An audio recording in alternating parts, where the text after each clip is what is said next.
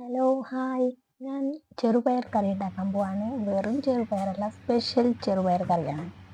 Cooker ഗ്യാസിന് വെക്കാം. Cooker നല്ലോണം ചൂടായി കഴിഞ്ഞപ്പോൾ അതിലേക്ക് ഓയിൽ ഒഴിക്കുക. ഏത് ഓയിലാണെങ്കിൽ കുഴപ്പമില്ല. ഞാനിവിടെ ഒഴിച്ചിരിക്കുന്നത് വെളിച്ചെണ്ണയാണ്, കോക്കനട്ട് ഓയിലാണ്. ഓയിൽ നല്ലോണം ചൂടായി കഴിയുമ്പോഴത്തേക്ക് അതിലേക്ക് ഓണിയൻ ഇടാം. ഉള്ളി നല്ലോണം വാടിയതിന് ശേഷം അതിലേക്ക് വെളുത്തുള്ളി നല്ലോണം വാടി കഴിയുമ്പോൾ അതിലേക്ക് ഇഞ്ചി ഇടാം. ഇഞ്ചി, വെളുത്തുള്ളി, ഉള്ളിയൊക്കെ നല്ലോണം വാടി കഴിയുമ്പോഴത്തേക്ക് അതിൽ തക്കാളിയും കറിവേപ്പില, പച്ചമുളകും ഇട്ട് കൊടുക്കുക. അതിനൊക്കെ നല്ലോണം വാട്ടി കൊടുക്കുക. നല്ലോണം വാടിയതിന് ശേഷം അതിലേക്ക് ചെറുപയറും കൂടി ഇട്ട് കൊടുക്കണം. ചെറുപയറിട്ട്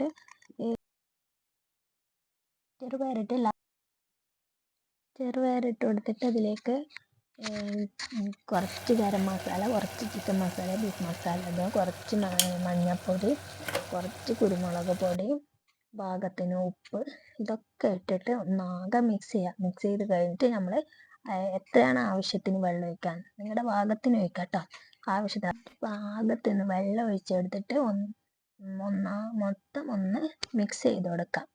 ഉപ്പും ഈ മസാലകളൊക്കെ എല്ലാം കൂടി ഒന്ന് മിക്സ് ആക്കി കൊടുക്കുക നല്ലോണം. എന്നിട്ട് നമ്മൾ അടച്ചു വെച്ച് വേവിക്കാം. ഒരു 10 മിനിറ്റ്, ഒരു 5-6 വിസിലടിച്ചാൽ ഇങ്ങനെ 5-6 വിസിൽ മതിയാവും.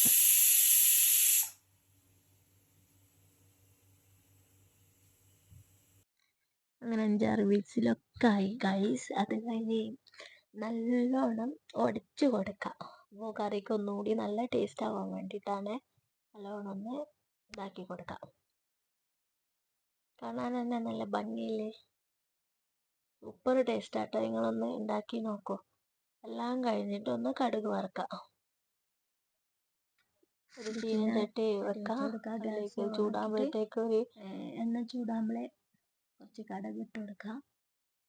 ആവശ്യമുണ്ടെങ്കിൽ കറിവേപ്പിലയും കുറച്ച് ഇട്ട് കൊടുക്കാം. എല്ലാം ചൂടായി വരുന്നുണ്ട് ഗൈസ്.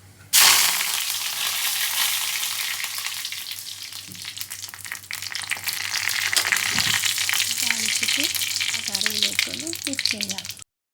അത്രയേ ഉള്ളൂ. നല്ല സ്വാദായിരിക്കും. ഒന്ന് ഉണ്ടാക്കി നോക്കൂ.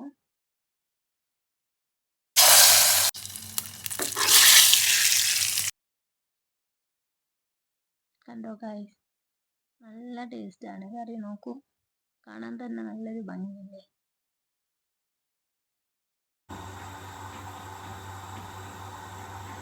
ഇതാണ് സ്പെഷ്യൽ ചെറുപയർ